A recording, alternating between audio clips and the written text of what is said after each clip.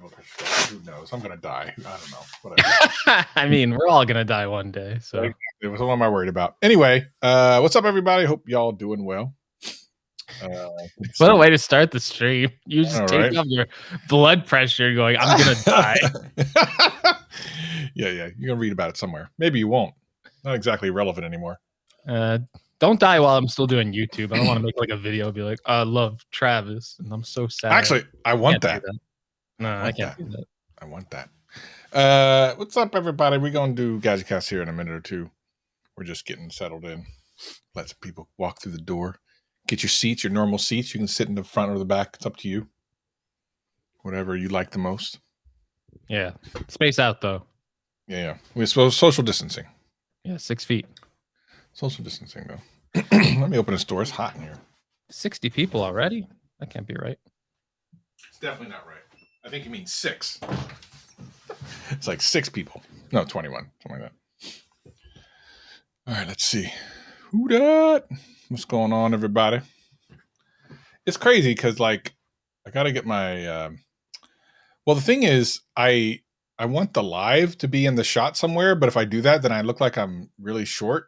And I was on a David Stevens podcast, and I looked like he was like real tall and up in the thing like this, and I'm like, like that's not right. You gotta frame yourself. Everyone thinks you're short because you got too much headspace. You know what? Let them think that. I think I'm tall, but I'm not that tall. So let me surprise everybody. I'm of average height.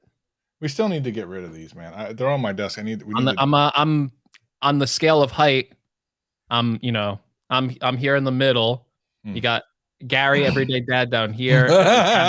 Travis is up here. Yeah. So, that's the scale for the height. All right, well, let's go ahead and do this thing. Why not? If we're here anyway, we might as well do it. Tell me when you're ready.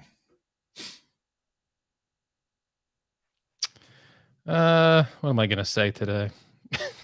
Yeah, I'm ready. All right, cool. We got this. Let's do it. All right, Gadget. What number are we at? I know we're season 4, but what season number? 4? This is episode 2. No. I mean total. Out of total, are we past 100 total episodes? Oh, we're way past 100. I think. Are we? Yeah. How do we know? How do we figure that out? I don't know. Because we probably should have done something special for 100. I don't know what it would have been, but all right. Anyway, all right, GadgetCast in 3, 2, 1, record. Discovery's 4 computers now have primary control of critical vehicle functions. 3, 2, 1, 0.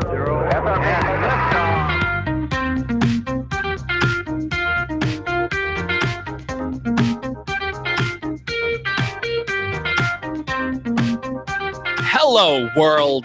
Welcome to the podcast that was previously sponsored by Snickers, but they pulled the spot after the debacle of the last show. My name is Gregory McFadden, joined always with my co-host, Travis MCP. Space travel. I just say space travel. That's right. We're back space traveling through the podcast worlds for 2022 with all the fun things going on. What is going on with you, Greggy? Oh, man. So much fun over here. After last week's show, got a call from Snickers, and they said they will no longer be sponsoring the GadgetCast. So, I had to do the adult thing, Travis, and I had to look for a new sponsor because I'm not doing this show for free. As you know, our show is owned by Warner Media, and I went to Warner Media. I said they pulled the Snickers spot. What are we gonna do? Do we got another candy bar that maybe could sponsor us? And they said no. There is no candy bar that could sponsor us right now. But I will say that we do. Thankfully, we have a new sponsor, Travis. Okay. Ready for this? It's big. Yeah. It's big. It is big. I'm ready. Let's go. I am proud to announce that we have replaced Snickers, a horrible, awful candy bar that you should not eat. Very bad. True. And we are now sponsored by Taco Bell. And I want to say that Taco Bell has a new promotion for you. Okay. It is the Taco Lovers Pass. Ooh. The Taco Lovers Pass. And you can get, for $10 a month, Travis, a subscription service for tacos. You can get one taco a day for listen to that, $10 a month. Look at that purple GadgetCast branded like I requested. That's true. You should eat the official fast food of GadgetCast, which is the Tacos Lovers Pass. $10 a month, get a taco every day. What a world to live in. I'm very happy for this new sponsor. Wait a minute, how much is a Taco Bell taco normally? Well, inflation is a thing now. Is it normal? Just a normal taco? Because I like some things from taco. I see that. You can get just tacos, but you can get a supreme taco. Ooh. You can get the supreme taco. Oh, you can. Which I prefer. That has some sour cream on it. Yeah, you get a little bit more veggies and stuff. I'm a supreme taco guy, and I'm looking at the website right now. Yeah, me too. $2.19 for a soft taco supreme. You're saving money. So they also have you can get the Doritos ones too. The Doritos ones are good. I don't think the Doritos are included. It says all included with a Tacos Lovers Pass. Oh, Crunchy Taco Supreme, Soft Taco Supreme, Doritos Locos Tacos, Doritos Locos Supreme, and Spicy Potato Soft Taco. Oh, look at that. You got so much variety. You could get the spicy soft potato taco. You know what, Greg? We really need to get them as a sponsor. They are. They are. Taco Bell is officially sponsoring this. This show is a huge success. Yeah. And this is not a lie. This is not a lie. It's just a little bit of an altercation of truth. But it's not a lie. So is your mom going to ask if the sponsorship's real again or no? Well, we'll see.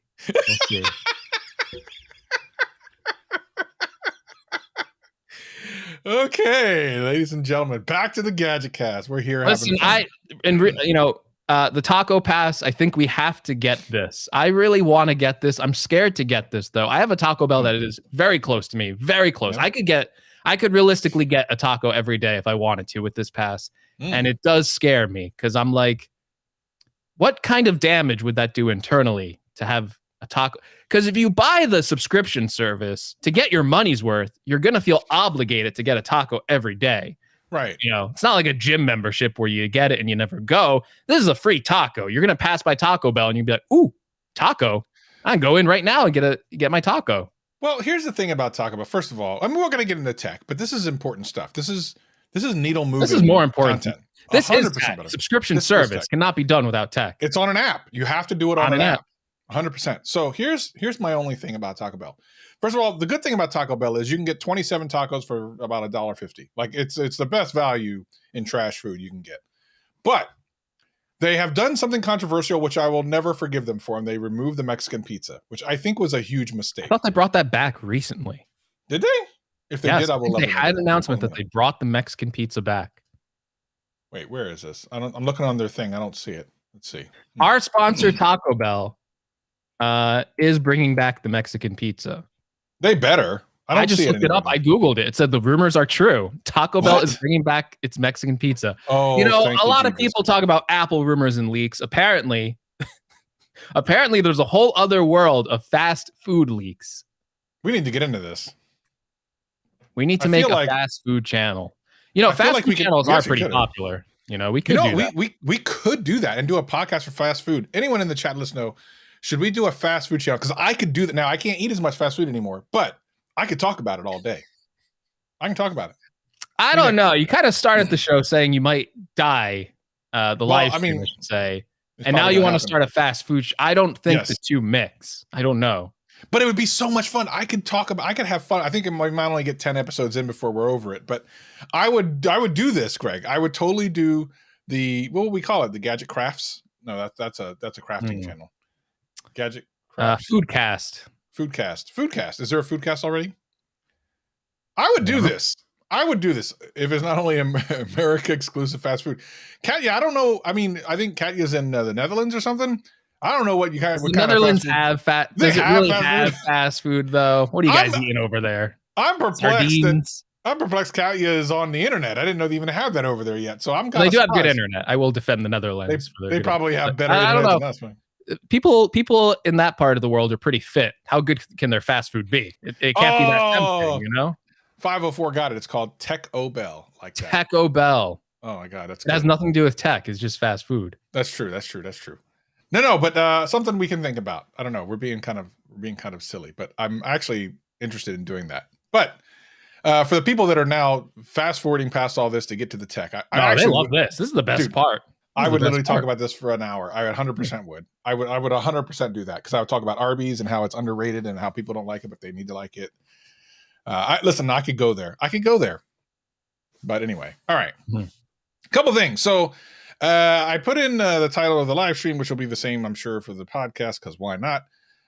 We can talk about Apple making lots of money, and we can also talk about Google and Samsung. I did a couple videos about them. Which would you like to delve into first, Senor Greg? Let us talk about let's what I want to know what Google and Samsung, what are they thinking?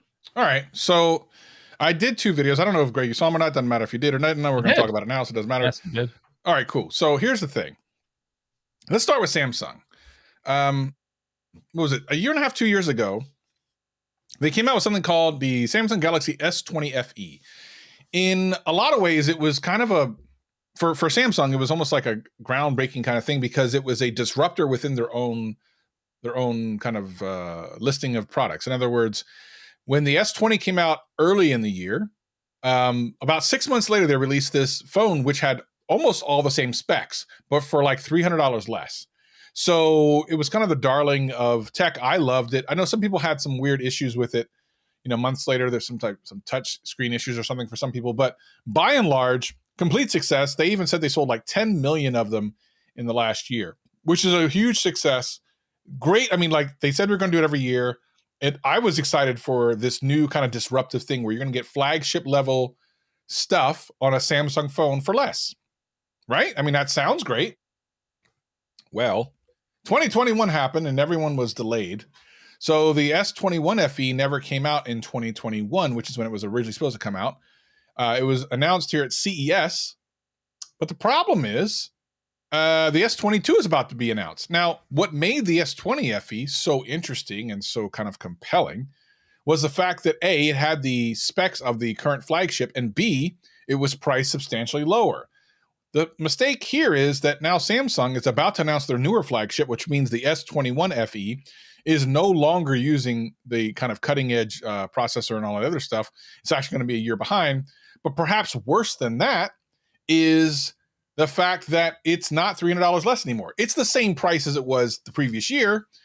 However, it's still $700 in 2022 when that's not that big of a deal. We don't exactly know what the S22 prices are going to be, but we're pretty sure it's not going to be, there's going to at least have one version of that's going to be within whatever, right? So at the end of the day, this great idea that Samsung started with has not progressed. What Apple does, which I like, and I'd love to hear what you think about this. What do you think about the fact that Apple will always leave behind an older generation of phone to be the less expensive entry into Apple? And Samsung doesn't really do that. So like this year, we won't have access to the S21 anymore. It'll just go away. It'll be discontinued, and they'll just have to do the S22 or the S21 FE. Do you think Samsung should consider what Apple does, and that is keep one version of the previous phone for like the budget or / entry level? Yeah, I think that would probably be the better route to go on because I always felt like, whether these phones are good deals or not, I just feel like the human psychology of people who are already in the market for a phone in that upper end of the price range. Some people go into a carrier store and they'll take whatever the person recommends that they're selling it to. But people who are like pretty well educated and stuff like that, I think they look at a phone like that and, you call it the FE, you call it, whatever spin you want to put on it. People kind of view it as a lesser phone sometimes. And they aren't as like excited to go out and buy it. It kind of just feels like yesterday's phone, just kind of like remixed and stuff like that. Where when you have something like the S21, and I think I've heard like people even say this in some of like their hands-on and stuff like that, they said like build quality wise, it felt more premium. The fan edition phone felt like it was cheaper and stuff like that. So you already have the tooling to make all these older phones. You've been making them for like a year at this point. So when that rolls around, you can actually drop the price of those phones because it requires less resources and less money to make, or you might have them already laying around. So I think from a business standpoint of just keeping the older phones in the lineup, it makes more sense because even though it might be last year's phone, I feel like people they know it was a flagship before, and then they think, oh, I'm getting a super good deal on it, rather than, oh, I'm getting a phone that is cheaper than this next phone. I really feel like the human psychology plays into that. And, I just take my own metrics for that too. Cause I'll look at something like I know like LG makes like those TVs that are like a little bit lower than the flagship line, but they're still like OLED TVs. And I almost considered getting it. And I was like, I don't want that version. I want the best version. But when I got my OLED TV, it was right before the new ones came out, and I knew the new ones were coming out, and I went, wait a minute, I got a fantastic deal on this flagship model that is a year old. And that's how I think about it. So I imagine a lot of people are the same way. Yeah, 100%. And I think for me, I think the biggest problem with Samsung is they want to be at every single price point. I guess it's their strength and their weakness. It's kind of how they sell so many phones every year, is because they're selling an aggregate of a bunch of different phones. But it's confusing to the consumer because there's like an A series, which used to be very definitively lower performance, but now like the higher end of the A series is, is pretty darn good, and actually probably battles the S series, the lower S series, in a lot of instances. But you just don't know. Like, you can't tell. Like, it's cheaper, sure, maybe the build quality isn't as good, but some of those new A series that they have are just really good. So I guess overseas it's different. Like, there's a lot of different options overseas, probably even more so than here, even from Samsung themselves. And I guess trying to be competitive all over the world, including places where price pressure is even higher, like in India and stuff, you have to have a ton of different options. I get it. But it's super confusing. And interestingly, it appears that on their high end, they're starting to kind of bring everyone in, and not having the Note anymore and making the S22 essentially a Note phone does some interesting things, because you don't have the people who are going to be able to wait to the end of the year for the Note series phone. It's just going to be at the beginning of the year. That's it. But the people like me who were just Note fans now have to go to the S series of phones and hope that all the cool software tricks and the cool things that they kept specifically for the Note series of phones are going to get pushed into the S series. I believe it's because they couldn't sustain two large flagships at these really high price points and get enough sales to make it worthwhile. So they're just going to try to bring everyone under one tent and see if that works, which is what Apple does. I mean, you got 3 or 4 phones, and the main difference is their size. I mean, one, the pros have an extra camera, but by and large are darn near the same thing. And then Katya brings up a really good point that in Europe, especially, a lot of the Samsung phones are hampered by the Exynos processor through Samsung. However, Samsung's working with AMD now, and their newer Exynos chips should be pretty good. So for the longest time, I'd seen comments that, people in Europe and overseas really weren't fans of some Samsung phones because of the Exynos processor, but that might actually not be as big of a deal this time. We'll have to see what's going on. I think the biggest problem for Samsung is their inconsistency in their lineup. And if you're a veteran at this kind of stuff, and if this isn't your first time buying a smartphone, you can just kind of wait out some of these more premium high-end phones and get them at a much better price. Like, what is the S21 FE priced at?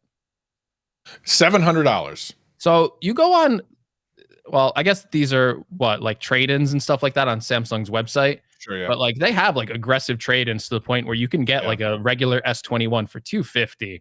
I don't know if the trade-ins are going to be as aggressive as that, but you look at the website, and even like regularly priced, it's just $800. Like, there's not enough distinction between these lineups.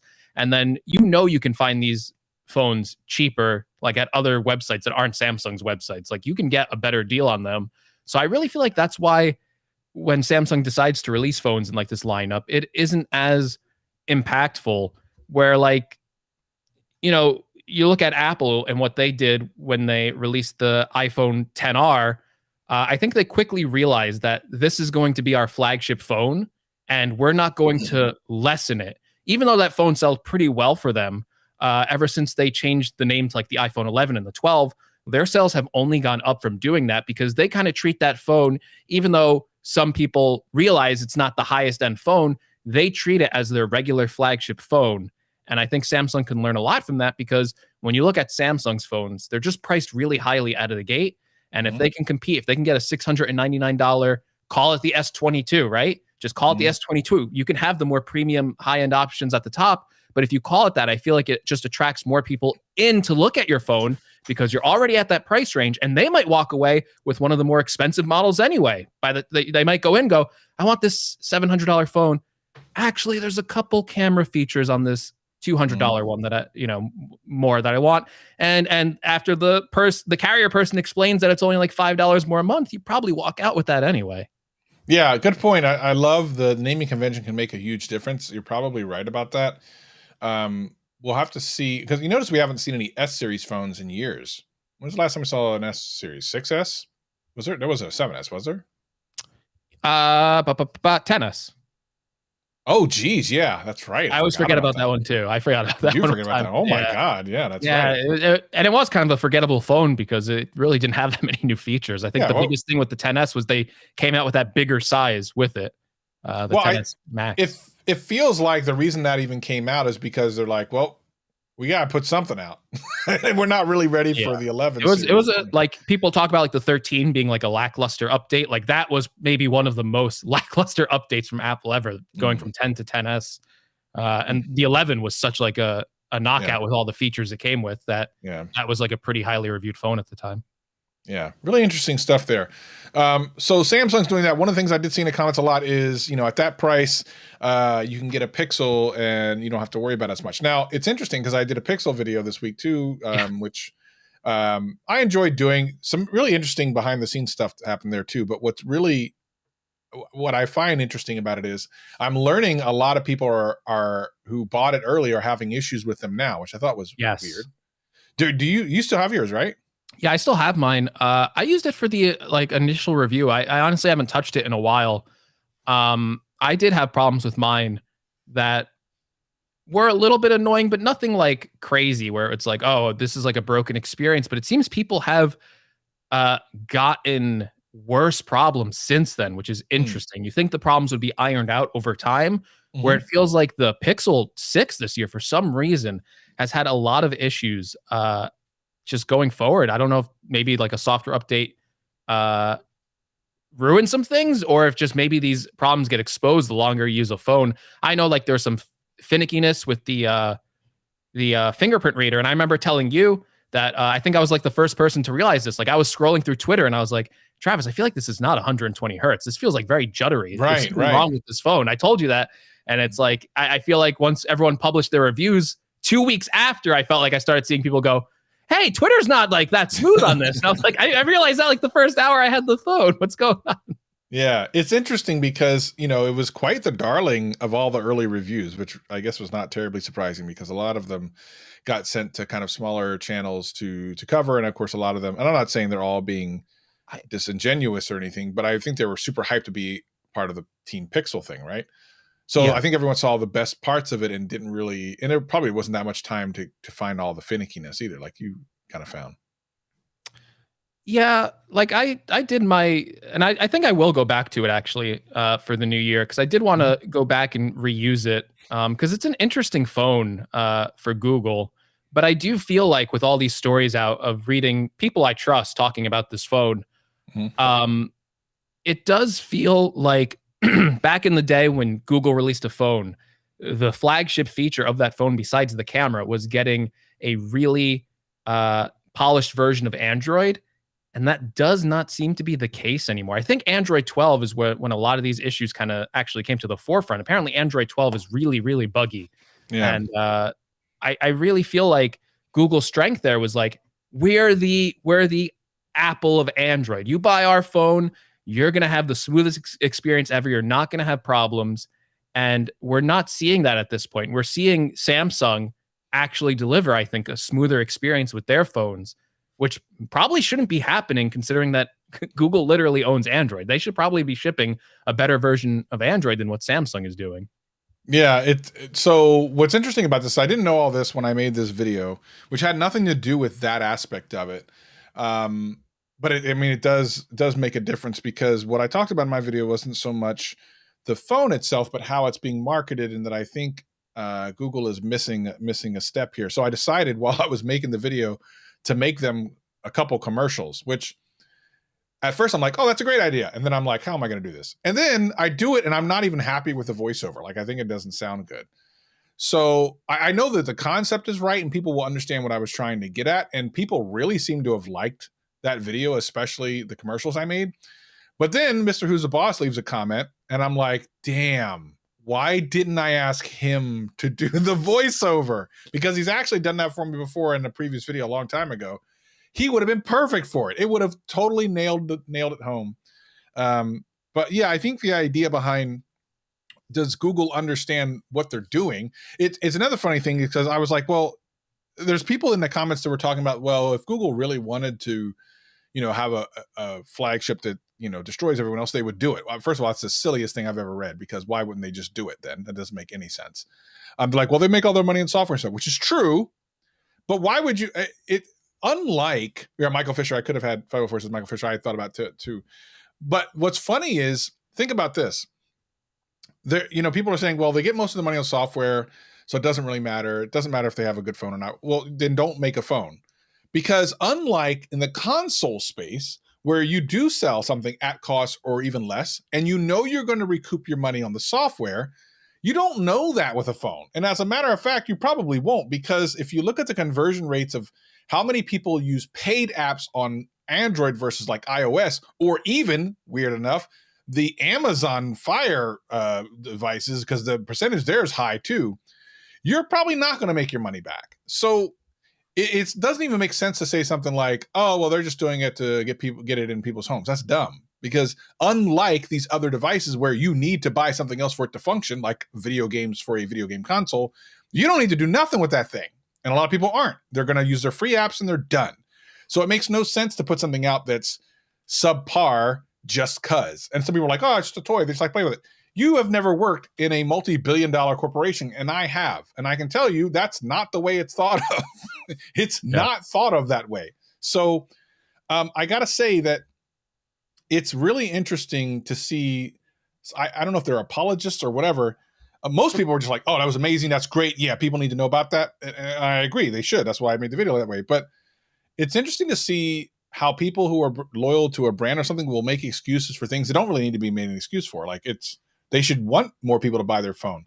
Now, a lot of people say, well, I can't even get one, which is true. But that's because, A, there's a chip shortage. It really didn't have anything to do with them being super popular. And B, it's not like they're going to make 12 million of these things to begin with. Like, they don't know how many they're going to sell. They know they're probably going to do better than the year before, but they're not going to make a whole bunch. And then the thing is when they sell out that, whatever that first number of phones is, now they've got to place another order, and you're already behind the 8 ball.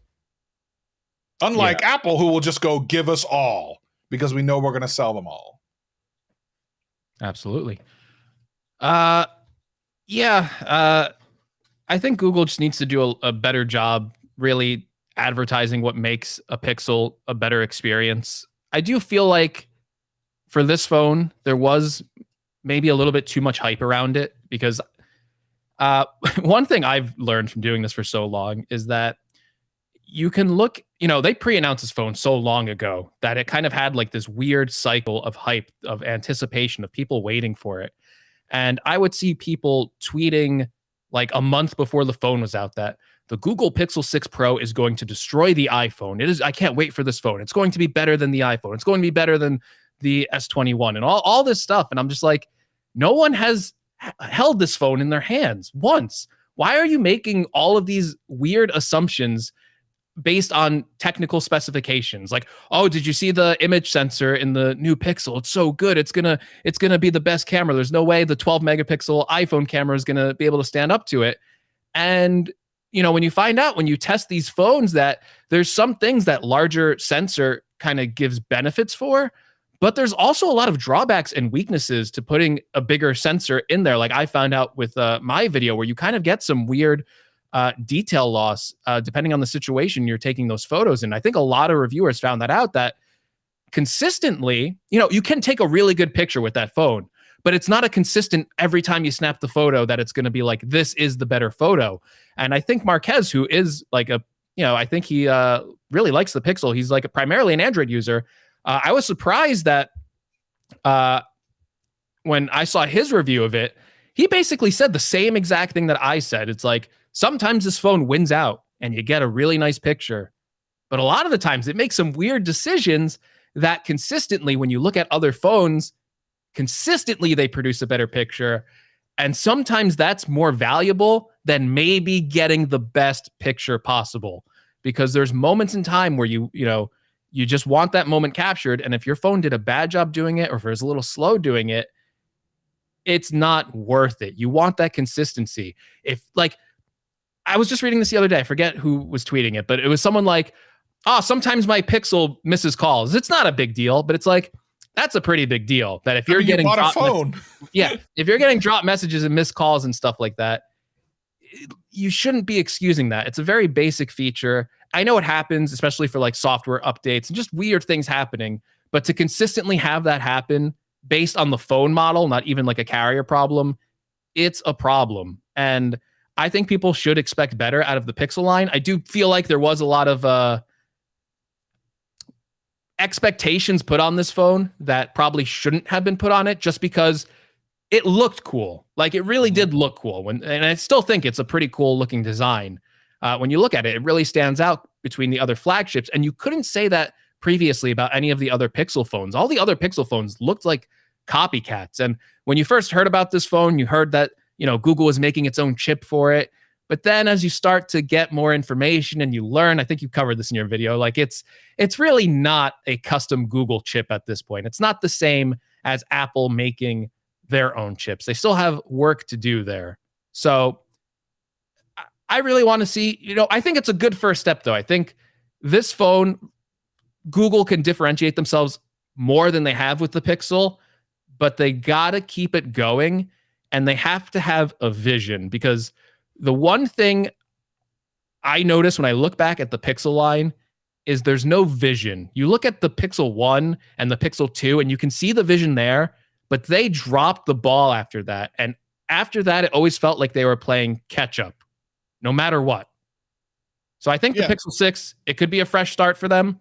I really want to see what the 7 looks like based on all the feedback they have now. If you remember back when Prosser was leaking Pixel stuff, he mentioned that there were 2 design teams, and whoever won the design of the 2 got to get theirs like made. And I get the idea behind that. That's kind of cool. Like, you're hopefully going to get the best out of the company.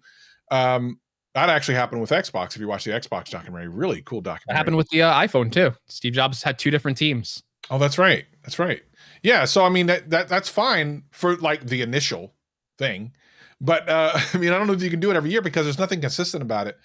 I guess if you feel like, well, the last year wasn't so successful that we can start over. Okay, fair. But you have a pretty good baseline of where you started with the 6. I think maybe the software kind of screwed the pooch a little bit. Maybe that's what the thing is. I don't know.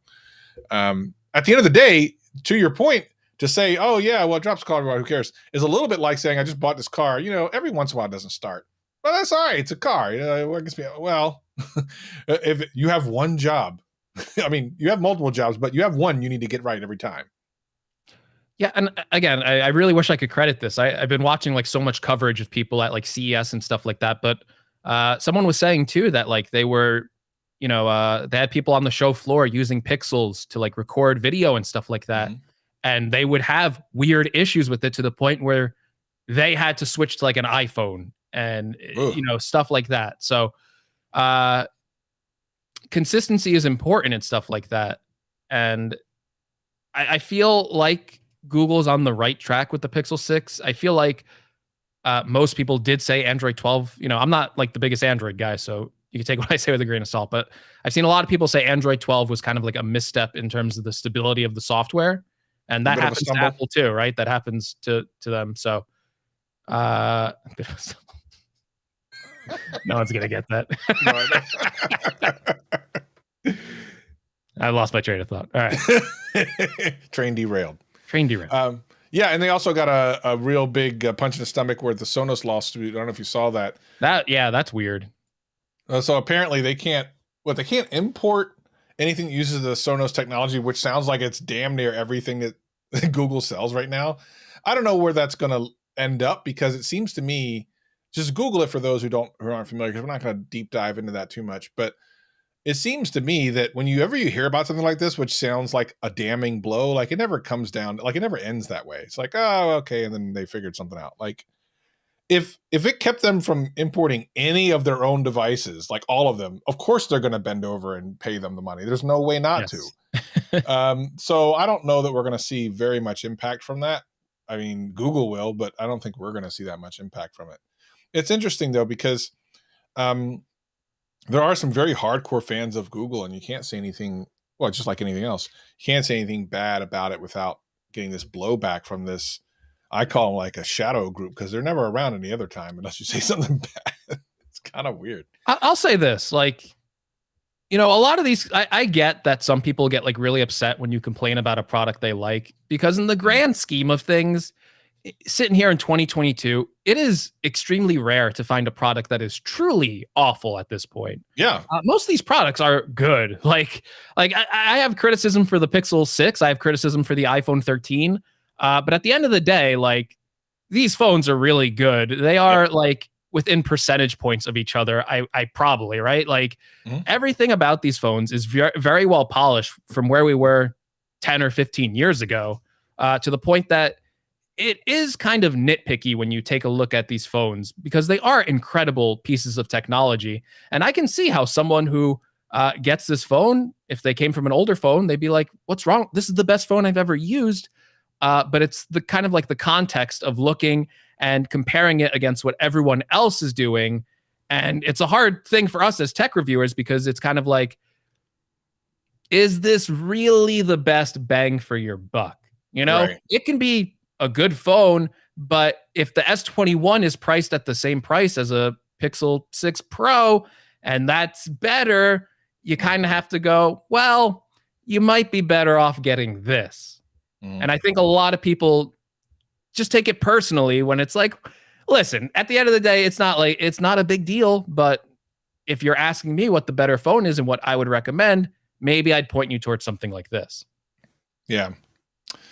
Well, so that's Apple and Slam Slung doing some interesting things. Hopefully we'll see the S22 announcement here in the next couple of weeks. I'm probably going to make a little video about it, because from what I understand, based on some leaks, Samsung doesn't seem like they're bending to their hardest of hardcores in this next phone, but we'll see. I'll do a little bit more research about that. Having said that, Apple making more money. I mean, like, what's the surprise? Surprise, Apple makes money. They put out things get sold, they make money. Crazy. I made a video about this. Yes, I saw. Did you like it? That's why I brought this in the subject. I literally put it in there because you had a video about it. Yes. Yeah. Apple crossed. Well, they actually fell below. I actually was late making my video, but they hit the $3 trillion stock market valuation, which is a huge milestone, because no company, I believe, has ever reached that before, unless there's some company in like China I don't know about that already hit. I don't know. But anyway, it's from all the research I did, that's the first company to hit 3 trillion. They were the first company to hit $1 trillion. They were the first company to hit 2 trillion. Whatever. They're making a lot of money. They're doing very well. And my video is more focused on why they're doing well and why I believe that, I feel like Tim Cook as CEO, oftentimes whenever there's a problem with Apple, he will get 100% of the fault for it, but he never, a lot of people never give him any credit for anything. They never really give him credit for how well Apple is doing. And a reason why Apple is doing so well, and we just talked about this with the Pixel 6, is they have the supply chain down on lock, to the point where they are getting affected by it right now, but nowhere near what other companies are getting affected by it, to the point where you might not be able to find a Pixel 6 in stock, but you can still, from what I can see, you can still pretty much find like an iPhone 13 in stock at certain places. And Tim Cook is responsible for like all of that. He was doing that when Steve Jobs was CEO, and he was negotiating the prices down to like pennies, getting it right where they need it to hit certain price points on their products.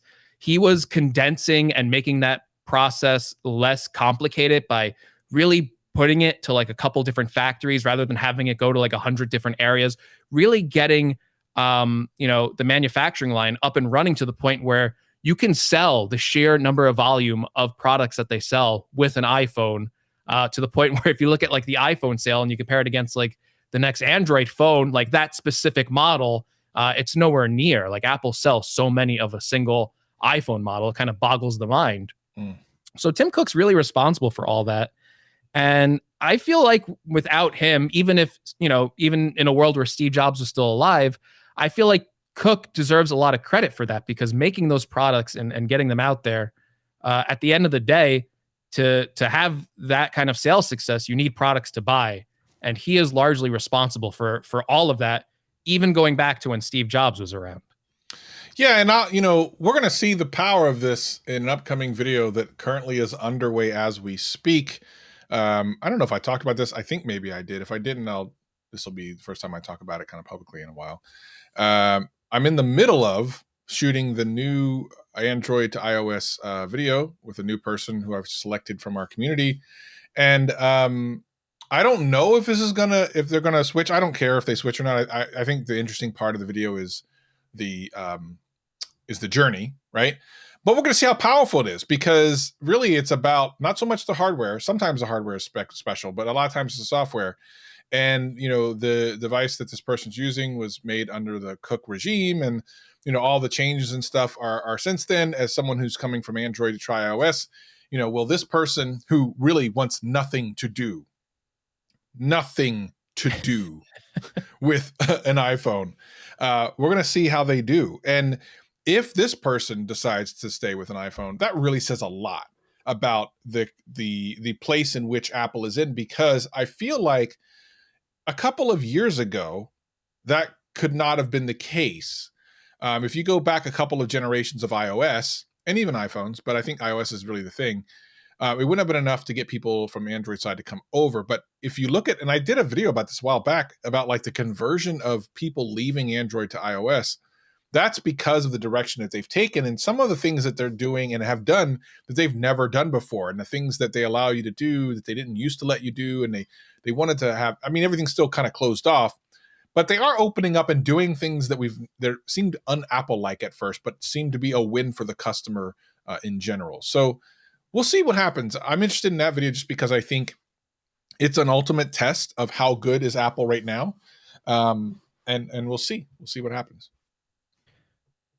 Speaking of like going over to like Apple and stuff like that, did you see that news story of it was like a pretty negative news story, but it was positive for Apple in a way that younger kids are choosing iOS for like features like iMessage, to the point where, like, I forget the exact statistic, but I believe it was like 75 to 80% of like younger kids have an iPhone over Android. Yeah, I actually talked about this like last year. I did a video and I talked specifically about that Samsung and the other Android manufacturers need to be paying attention to this. But the statistics have been this way for a very long time, actually, because as these people get older, they're more likely to stick with what they know. And if the Android manufacturers don't start getting into these consumers early, then you're going to have a level of consumership that is only Apple, because that's what they grew up with, and they're not interested in switching out. And you might start to see this big shift because it's going to be the norm. It's something that you grew up with. I've always had an iPhone. Why would I want to go to something else? You know what I mean? Like, and even some of the stupid arguments that happen between kids now, green versus blue, bubbles, and, oh, you're so broke because you have an Android. These dumb things that get into, I can't remember what video it was, but it was the one where Toxic Tech, when I did like almost 2 years ago, I talked about like the whatever the number was, really high. And as they grow up, that's a new consumer. As they go off to college, they get their own job. Now they're buying their own phones. Like, that's a new consumer. And it's displacing an Android user as the Android users die, I guess is what it is. Or if you think about it like this, as those kids, when the parents are like, I need to get a new phone, and the kids go, just get an iPhone, and then we can do these things. Now you're getting this conversion from the younger generation to the older generation. So it's something that Android manufacturers need to pay attention to. I might gotta do a video on this.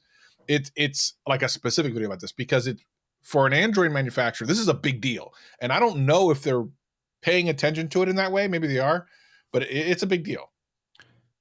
Did you see the tweet from the senior vice president of Google saying like it's Apple's fault that they have this lock-in and that they are promoting bullying by having this lock-in? Like, how do you feel about that? Say this again. The CEO of Google said that? No, I think it's a senior vice president at Google. He can't really think that. He must. That sounds like sour grapes. Because here's what he said. Hiroshi Lockheimer, I believe that's how you say it. Apple's iMessage lock-in is a documented strategy. Using peer pressure and bullying as a way to sell products is disingenuous for a company that has humanity and equity as a core part of its marketing. The standards exist today to fix this. So, okay, let's be real for a second. Of course, Apple is trying to lock people into their ecosystems to get people to buy their products. That I think you can't argue. Having said that, the bullying and stuff, that has nothing to do with that. What single Apple advertisement even mildly suggests that you are superior to an Android user? Like, what advertisement or anything like that mildly suggests that? It doesn't. So to say that is so disingenuous, it's kind of sick. Like, it's one thing to go, well, you know what? Apple has people locked in and they don't want to leave. We need to figure out how we can get those people to leave by giving them compelling software and hardware.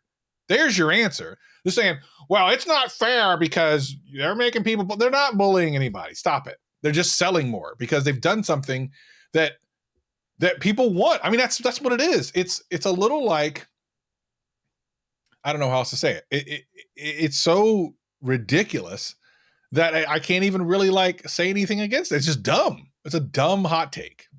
I think most people pretty much responded like that. And, people pretty much said, like, they are a company. Like, it's a competitive advantage. They're here to make money. They're not like, they know that iMessage is a powerful feature. So why would they give it away for free to other platforms to use and then lose their competitive advantage? That wouldn't make sense for them. Listen, realistically, I'm sure kids do get bullied for green bubbles, but teens have always bullied people. You get bullied over your shoes, you get bullied over the clothes you wear. So I feel like even if this wasn't a thing, they would find something else to be upset about or bully over or try and differentiate yourself as a kid. I'm not, that's not right, obviously. By the way, I would even go a step further. As recently as iOS 15, they've given Android users the possibility of doing FaceTime calls with iOS users. So that in and of itself is, I mean, what are you going to say? Oh, they let us use FaceTime, so now we're going to know how inferior we are, so that's bullying. No, that's not what happened. They've given their users an ability to talk to your users because you don't have something that's universally that easy to use. So now they have access to that. How is that bullying? It makes no sense. It's silly. And for me, like, I don't really care. Android, iOS, like that stuff, I don't care. I use right now iPhones and iOS and Apple because it works for me right now. That might change in a year. Who knows, right? But for me, I hate things that are just disingenuous. Like, obviously disingenuous. That stuff really burns me, and I just want to tear it apart. And that's just it's a hot, terrible, hot, stinky take. There you go. Travis, I should probably mention this. I feel like, there's a thing. No, it's good. Okay. Today is the 15th anniversary, 15 years since the debut of the original iPhone. Needle moving moment. 15 years. Travis, do you remember like that day? And like, if you do, what did you think like during that unveiling? I'm trying to remember if it was that year that I remember or the iPhone 2. I remember being at work for one of these. I don't remember if it was iPhone 1 or 2. It was one of those. Just the iPhone, like early iPhone days. Like, what was your first reaction to the first time you heard about an iPhone? Well, at the time, I think I was still using a Sidekick, or around that time. Like, that was the first smartphone for me, was the Sidekick. And I was so blown away by it. And then I got the G1, which was the very first Android phone, and all these other things. So I was already into, like, give me some cooler stuff on the phone. And I wasn't sure what to think about this thing. Like, what are they doing? Like, what is this thing going to be? And I can't remember price-wise what it was compared to what else was out there to get. But I do remember that it was an AT&T exclusive, which is the thing that kept me from getting it because I wasn't on AT&T. I've never been on AT&T. So that was and I would love to understand the story behind that too. I mean, obviously I think they offered it to Verizon, I think at one point, right? Or something like that. And they were like, no, we don't want it. Wasn't that the case? Yeah, they went, or I believe I'm remembering this correctly.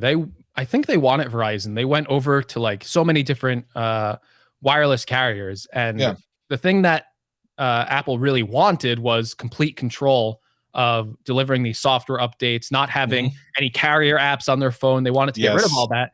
And basically, which was Singular, is now AT&T, was the only cell phone carrier at the time that would allow them to have complete control over that system. So that's why they went with them. Biggest moment in mobile history, because it's such an advantage. Because now, whenever there's an update, literally an update, like, let's see, let's say iOS 15.3 comes out tomorrow. I know for sure, not only is my iPhone getting an update, but my iPad's getting an update. I can check my Apple Watch is probably getting an update. Like almost everything is getting an update. I know that, which I love. I love that I know that I'm getting it, and I don't have to go, hey, Greg, did you get your update? No, I'm on Verizon. I probably won't get it for another 2 months. Like, what is that garbage? And the fact that I know that Android has been trying to fix that for the longest time, and there's some type of operating system thing that I think they do now where it kind of gets around that, I think. But that was such a big move and such an important thing that you can't even like it. It makes one of the biggest differences between Android and iOS, which I always bring up, is the updates. Period. End of story. Done. It's such a huge deal. But yeah, for the while there was only on AT&T until what, the 4S or 4 or something, before they got to iPhone 4. iPhone 4. Verizon. Yeah. Like what Apple did was they basically had like this exclusive with AT&T, and that lasted for like 4 years. And, you know, eventually every carrier just saw the success of the iPhone, and they just wanted to have those customers no matter what, to the point where they were like, all right, you can do whatever you want. Just make sure that this phone runs on our network. It would be really interesting to, like, if like Verizon never bent to Apple, if I wonder what, like, if Verizon be like still like successful, or if like AT&T would just be like dominant in like a world where like that's the only place where you could get an iPhone. Yeah. Oh man, I mean, think about that right now. Yeah. If a carrier had exclusive access to an iPhone today, yeah. Oh my God. I feel like in the US it would just be the only carrier at this point. Like, I don't even know.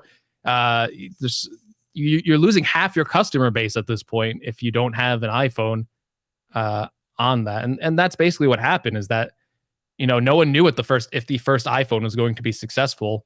Right. And after 4 years of sales, and the iPhone 4 is really when it did start to pick up in sales, because then every carrier started carrying it. It was just too impossible to ignore at that point. And I'm sure Verizon felt the pressure to put it on their system, because they did not want, or any of the carriers really didn't want to give up control. And even today, you go in and buy an Android phone from a carrier, you're getting Verizon's apps on it. You're getting AT&T's apps on it. You're going to get a whole bunch of things that you might not want. You might get like Facebook on it still. Like, there's some stuff you got to deal with that isn't necessarily like the best user experience when you get a new phone. And you go into any carrier and you go buy an iPhone, it's the same apps no matter what. You get that phone, you experience the same setup as Verizon, AT&T, T-Mobile, whoever. Yeah, and you know you have these unified iPhones now that work across CDMA and GSM, and which was really nice, because that was never really the case for Android. Like, you always had to buy the right version of the phone, or it wasn't going to work on your carrier. So yeah, I mean, it's a great, and listen, Android now can lean on that and hopefully make their. I don't know that they're ever going to get to the point where Apple is as far as updates go. I just don't think there's too many manufacturers, too many different versions that lay on top of Android. There's too much for it to ever be kind of that same way, I think. Yeah, it was, looking back at it, and at the time, I was too broke to own an iPhone. Let's put it that way. Yeah. I didn't have any money. For sure. I could buy an iPhone. At the time, I kind of had like a knee-jerk reaction of like, this is too expensive. No, what are they doing? But I like really like appreciated the technology behind it. Like, it was just like, it was kind of amazing, like seeing the first one, especially in a world where I feel like BlackBerry is probably the dominant smartphone during that time. And you just see like all these phones look pretty much the same with this big physical keyboard at the bottom. And then all of a sudden, you just see this phone that has one button on it. And it's like, back then they said it was a big screen. It was 3.5 inches. And it really was like, for that time, that was like the biggest phone screen you could get. And you're seeing direct manipulation with a touch screen. And back then, if you ever used a touch screen, most of them were what? Resistive. Terrible. You had to awful experience. So when you first saw that, you're almost in disbelief of like, it does not work that smoothly. There's no way it runs like that. I've used touch screens. They're awful. But there you have it, where it's like this like smooth scrolling, this tap, this really simple user interface, because smartphones back then, you can say how complicated tech is today. Smartphones back then were very hard to use. You could not hand that to someone, and they would not know how to use it without going through significant amount of pain. Even then, browsing the web on one of those phones was a nightmare. It wasn't even like a website. It was just like some like weird version of it. You would never want to use it to look up anything. It was just an awful experience. So really a groundbreaking product. It is crazy to think that it's been like 15 years since that's been released, though. Well, and I immediately think of the iPad, and I would have agreed with Gary. I thought it was a bit of a stumble. To be honest, when it came out, I'm like, why are they just making a bigger version of a phone? That's dumb. Like, I really thought that.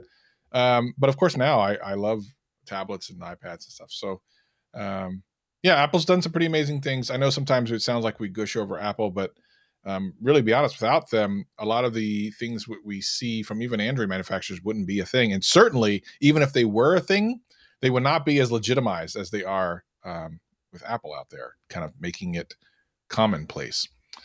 So I don't know, Greg, anything else we want to jump on before we head on out? Just want to remind everyone to get the Taco Pass, $10 a month, unlimited taco. If anyone signs up for the Taco Pass, can you just like tweet me? I want to like live through you. I want to see you get a taco every day. You can like at me every day. You get that Taco Bell taco. I want to see. You can like film the interaction too, going up to the. Can I like? Do I have to talk to like it's in the app, right? So can I like mobile order it? Like I don't have to talk to anyone, right? Because I feel like that'd be the most embarrassing part of the Taco Pass. Like it's like I have a taco pass. Someone every day and being like, I'm here for my taco. That would kill me. I would really need no human interaction. I would just need that like in a bag at the front of the cash register. No one's looking. I go grab it. I run out the store as quickly as possible, and I'm scarfing that taco down in my car. That's not a bad point. I mean, to say that, hey, here's my app. I have this thing that allows me to come here all the time, like some type of weirdo, and come here more often than some of the workers that work here and eat the food. I don't know. You know who else has a subscription service? Panera for coffee, which makes more sense. A coffee subscription does. People do get a coffee like every day sometimes. Why hasn't Starbucks come up with that? I guess they don't have to. So this is, if you think about it, that would be bad for them. I feel like they would lose money. They would lose money. Yeah. Because they could price it pretty high, I think, and get people to pay for it.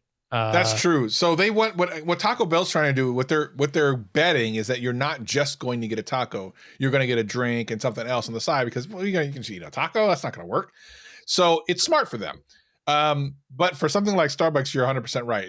They would lose money because people are going there every day anyway. So there's no point for them to do that. Can we give Viper that Starbucks pass? It'd be out of business. They'd have to like cancel him. They'd be like the one person they'd have to like call up on the phone and be like, "You've been using the membership too much, and we have the right to revoke any membership. So I'm sorry, you cannot get the free Starbucks anymore." Well, we're here to introduce the Gadget Cast Pass, which is all you got to do is subscribe, and you'll be able to listen to as much Gadget Cast as you want. There's tons of episodes over the last couple of years, and more to come, and all types of shenanigans. Do people listen to old tech podcasts? That's a great question.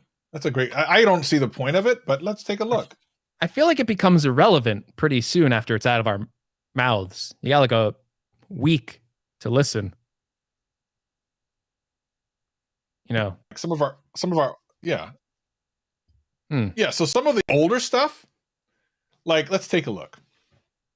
There's a way to figure this out on our analytics. Like what's the oldest thing that's still getting listens? I wonder. I'm trying to go to the.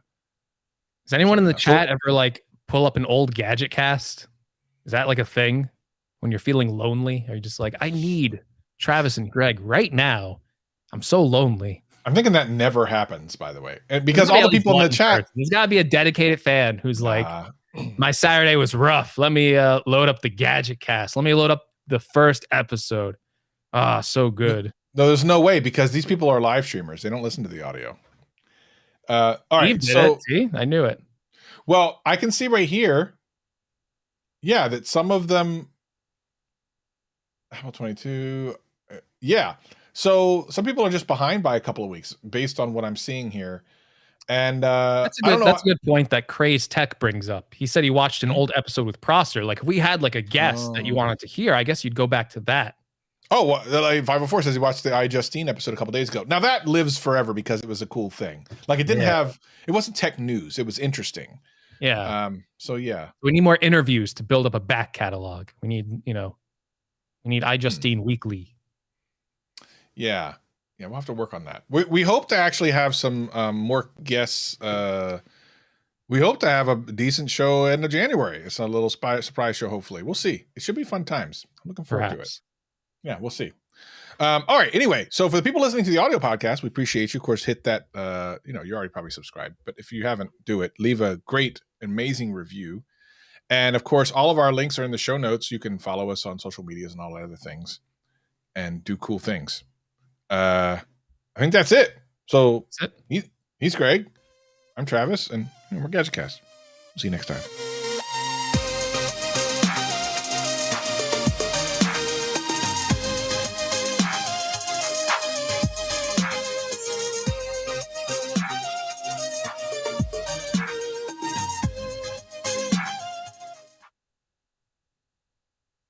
Our listeners are pretty funny. When I'm in Genius Park has a better help.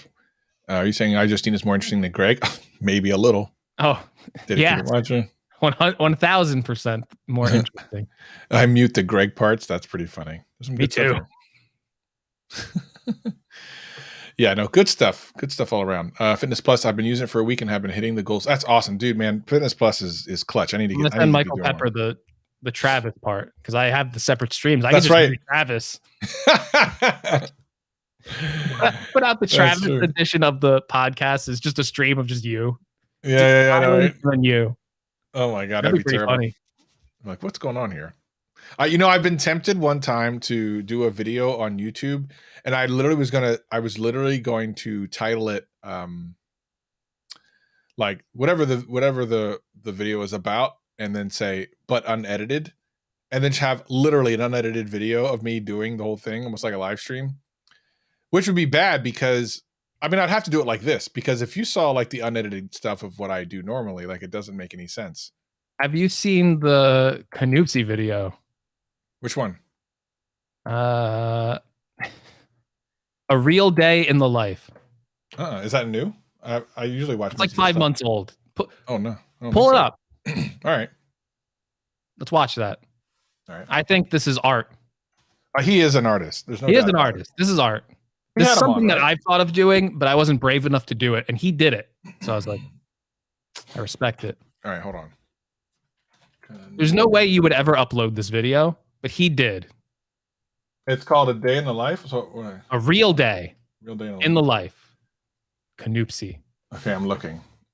Oh, A Real Day in the Life. You got 30,000 views on it. All right, hold on. So let's see. Let me move this over here. We'll watch it together. We'll get them an extra view. Canoopsy needs an extra view. Yeah, why not? It'll only be one view. This is more than one people watching, but that's true. That's true. Okay, let's see. Oh, wait, hold on, Canoopsy. Hold on. All right, let's see. How do I share a screen on this thing? Okay, there we go. Background music. This thing can do background music? Man, this thing can do everything. Okay, half a screen. Wait. Oh, there we go. Share screen with audio, and there's the noops. Everyone want to watch some noops? Should be good. I'm going to remove the chat for now, I guess, just so we were successful Twitch streamers. We could just run this for an hour and make money doing it. Isn't that crazy? That's what we should do. All right, here we go. Let me know in the chat if you can hear. Doing a live reaction. Oh, Canoopsy's on Twitter watching us going, what's going on? Hi everyone, Canoopsy here.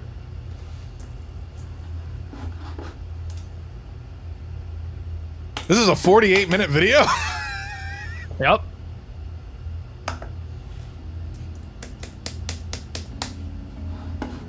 So he just runs it for 48 minutes of him working?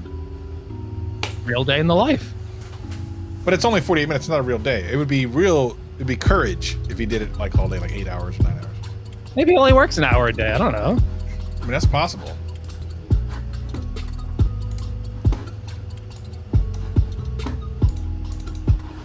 he's a Doom fan, MF Doom fan. I gotta go subscribe now. That's funny. That video was good. Telosif does this for members when he edits his videos. Oh, okay. I just watched that video yesterday. Yeah, I've always wanted to do an unedited video, but I'm like, I don't think I can pull myself in. I respect it. This is, you know, when people say a real day in the life, it's all fake, but this is real. It's just doing work. You don't have to play the whole thing. It's pretty much it. I got up. He's getting up and doing something. He's making coffee. But there's no B-roll. My name is Josh. Oh, it aired! Whoa! I was overweight. I was exhausted all the time. I'm signed into the GadgetCast account. That's why I don't have video.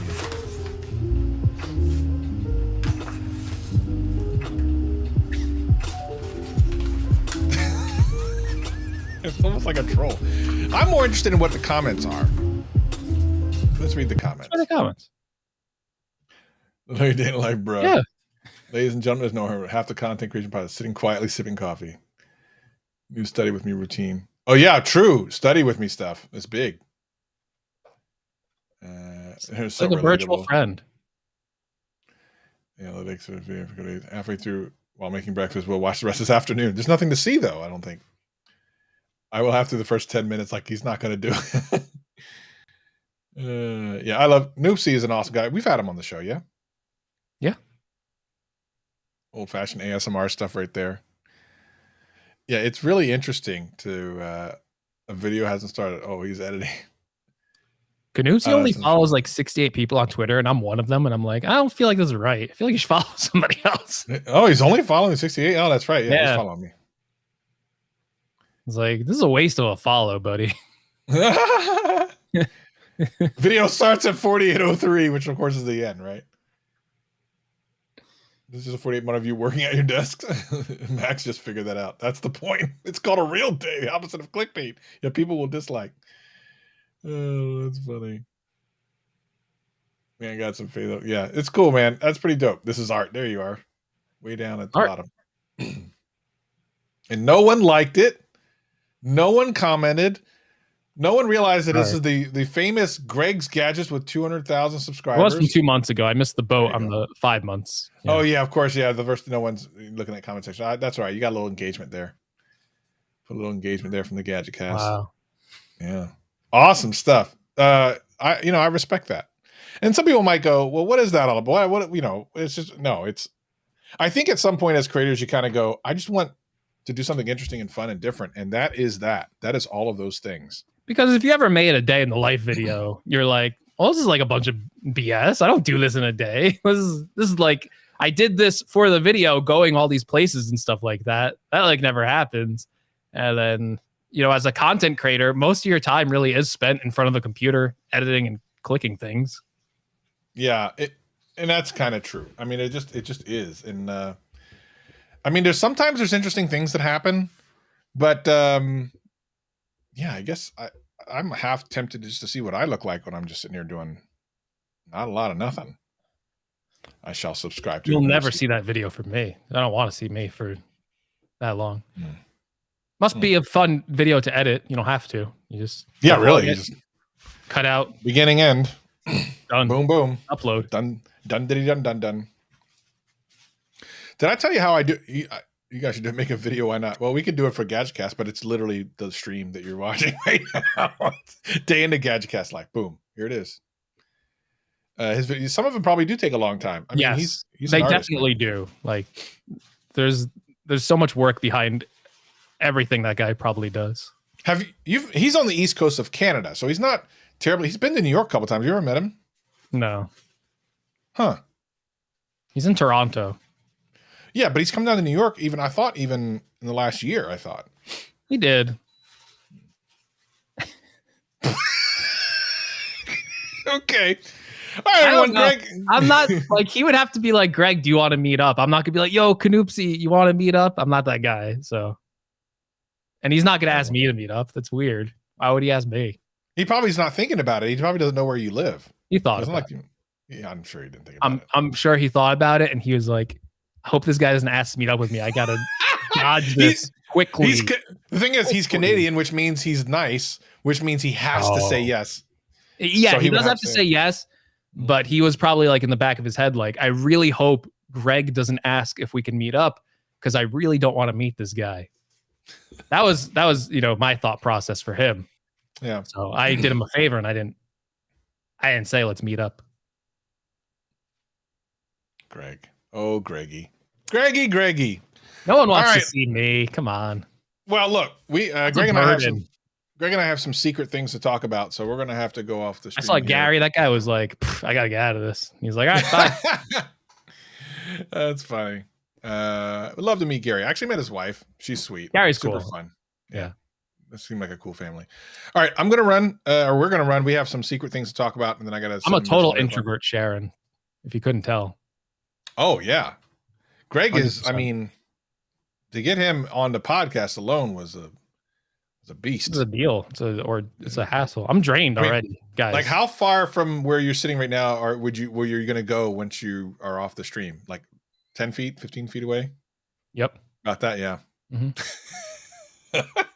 It's funny because a lot of YouTubers are introverts and stuff, and it's kind of awkward and whatnot. Yeah. Maybe. I don't know. All right, everyone.